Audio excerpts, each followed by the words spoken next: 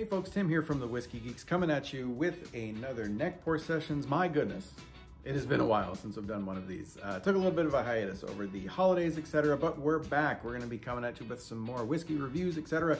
And today, to start things off in what I'm dubbing the year of the independent bottler. I don't know why I'm going to call it that, but that's what I'm going to call this year. First up for 2022 in our neck pour sessions is this wonderful 12-year-old Tobermory from the fine folks of A.D Rattray.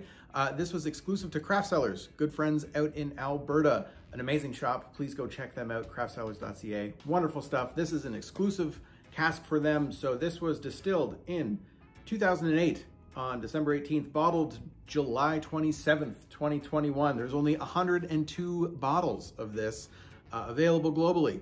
I'm happy I was able to get my hands on one of it. So Tobermory, 12 years, coming in at a full cask strength of 57.8% ABV, aged exclusively in bourbon barrels. We're gonna crack this bad boy, we're gonna dive in, and we're gonna see what we think.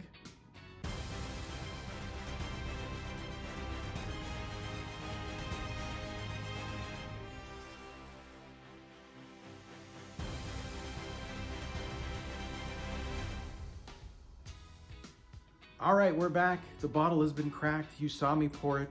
It's been sitting in our wonderful Whiskey Geeks Glencairn glass. It's available for sale if you reach out to us in the comments or on Instagram. Oh, and if you notice our wonderful little whiskey cap as well, the Whiskey Geeks. And look at that on the other side, little Iron Man face. Also available if you reach out to us. Also, you should probably hit that like and subscribe button and all that fun stuff that everybody on YouTube always says. Now, before I sip this, I want to talk, let's just chat a little bit about Tobermory. So the Tobermory Distillery, founded in, I think it was 1738 or something like that, 1700s or 1798, 1700s, on the Isle of Mull in Scotland. You might know them from, they do have a core range, Tobermory. They've got a 12-year-old. I've tried a few of them. I've tried the regular 12-year-old. I've tried their port pipe, which was a limited release as well. And you might also know them because they are the ones who produce Lechig as well. P.S. This Lechig 10 is also unopened, so there could very well be a neck pour session video coming with Lechig 10 as well, which is their peated expression and very, very nice. So Tobermory was purchased by the Distilled group back in 2013. Distilled owns Bunnahabhain, one of our favorite distilleries, and Deanston, one of our other favorite distilleries. And then Tobermory. So Tobermory is one of the three that I've got the least amount of history, or at least amount of history with, I should say. Again, I've tried a few of their core range samplings and then some limited edition stuff. But this beauty of a bottle, my goodness. I love the packaging. Independent bottlers are really great. So I've never tried anything from the A.D Rattray folks before.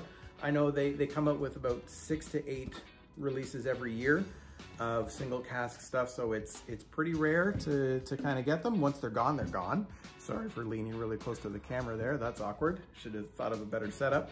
So this was distilled specifically or released specifically for the fine folks, Craft Cellars, like I said in the little intro there. So bourbon age, it was cask number 110337. That's fun. And again, 102 bottles of this ever done. So I'm really excited about this. I'm dubbing this the year of the independent bottler for us, for me, I should say. I shouldn't talk for Alex, the other whiskey geek. I'm focusing my whiskey purchasing this year in 2022 a lot on independent bottlers. Not that there's anything against core range whiskey. I mean, again, I'm going to be doing a core range Lechig 10 for you, and we've got some other core range stuff coming. But for me personally, I'm super interested in the independent bottler scene. We're gonna do a full podcast episode or YouTube video on independent bottlers and what they do. We're gonna try and actually interview some folks from an independent bottler as well. But that world really interested me because you're getting one-off stuff that's a little bit different and a little bit weird that you're not always gonna get in a core range expression. Also, core range expressions, they're kind of always there. And you know, we've done a lot of whiskey purchasing, as anybody watching this probably did as well. You do a lot of whiskey purchasing, and you know, at this point, I just kind of want to try take some swings on some weird stuff. So I picked this up. I was purchasing, we were putting an order in for some other stuff at Craft Cellar, and we had an open spot in the box, and I looked through and I was like, you know what? I'm going to start my independent bottler purchase for this year, and let me see what they've got. And they had a sale on this one I like Tobermory. I like anything cask strength. You got my attention. So with something coming in almost at 58% is gonna catch my eye. And like I said, I like the Tobermory 12. So let's see what the Tobermory 12 at a full cask strength from an independent bottler comes in at. So it's nice and clear right away. Here we go for the first nose. Let's see what we think. Oh yeah, definitely a bourbon aged whiskey. You get some of those nice kind of bright fruits like a pear, a little bit of apple on there as well, some stone fruit, if you will. But also get a lot of vanilla and sugar. Very, very pleasant, very approachable. No smoke on this bad boy at all. No peat. This is not offensive. Also, as a full 58%, I can kind of really get in there and smell it a lot, and it doesn't really burn my nose hairs off, although some could say I don't have any left because of all of the cask strength whiskey that I drink. But let's go in and have a taste, shall we? So cheers, folks, to joining us on this wonderful, very snowy day actually here in London where I'm filming this. But thank you for watching the video. Again, like and subscribe while I have a taste.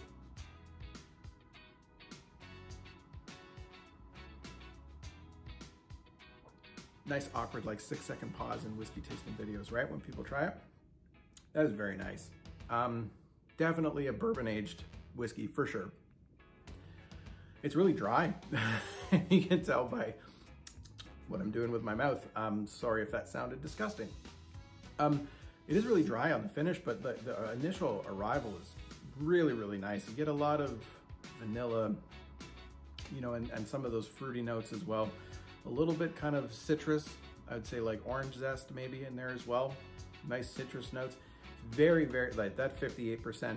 Wow, does that come in the finish? It's really interesting. For a cask strength whiskey, it didn't really punch me in the face when I first sipped it, but as that finish goes on, man, that's where it really comes through. So it is a long finish with, again, citrus notes, some kind of sweetness, might be a little bit of honey coming in there. But yeah, it's a lot of like orange, but then some nice bright fruits as well. And then a lot of vanilla and some oakiness and some sugars on there. So I wonder, that first sip is very, very nice. Pat myself on the back for taking a swing on this one, because initially this is really, really nice. I'm not gonna put water on this one for right now, just because we like to keep these pretty quick. But I'm interested to see what water does to this one. Maybe I'll throw in something at the end. Or maybe I won't. I don't know. We're gonna see how I feel as I continue drinking this glass. So I'm gonna go in for another taste.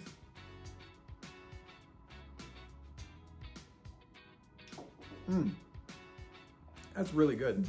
Again, wow. The finish and how that alcohol really comes back in on the back end. And really, really dry. But man, that's a lovely dram. So, initial thoughts. A.D Rattray, you've piqued my interest. My first time trying something from this independent bottler, 12-year-old Tobermory. Thank you for the fine folks at Craft Cellar. Look at that, boop, boop. Their website just showed up. You should go check them out for all your whiskey purchasing needs. A wonderful, wonderful discovery. Tobermory does great stuff. And my first attempt at this independent bottler was a hit. So 1 for 1 for 2022. Hopefully we get some more winners later on this year. Let us know in the comments, which independent bottlers do you like? Do you know anything about independent bottlers? What do you want to know about independent bottlers? We've been able to try some Adelphi, Gordon MacPhail, Duncan Taylor. So we're gonna be doing some more of that. Also, there might be I might be wearing, a t-shirt from a fine whiskey group here in Canada, the Mo Whiskey Society, who we should have our private cask selections in soon. So there will be more videos like this. Hit that subscribe button. You should follow us on Instagram. We're at The Whiskey Geeks. We've also got a podcast if you like to listen stuff. Recently, we did a full reaction to the Book of Boba Fett. As you can see, there's comic books behind me. So that's what we do. We talk about whiskey and we talk about comic books and all that nerd stuff because that's what we love. So thanks so much for joining me on my little neck pour adventure of the Tobermory 12 cask strength from A.D Rattray. I swear, I hope I'm saying that right. If I'm not, you can murder me in the comments because I probably messed it up. Hopefully I did not. So for Tim here at the Whiskey Geeks, cheers folks. Thanks so much for watching. If you have the chance, I think they do have some bottles left of this. If you're into cask strength and you're into Tobermory and nice bourbon aged whiskey, I would give this a thumbs up. It was around 120 Canadian dollars when I purchased it. So there you go, folks. For the Whiskey Geeks, I'm Tim. And remember, Scotch and stories, they're made for each other. Cheers.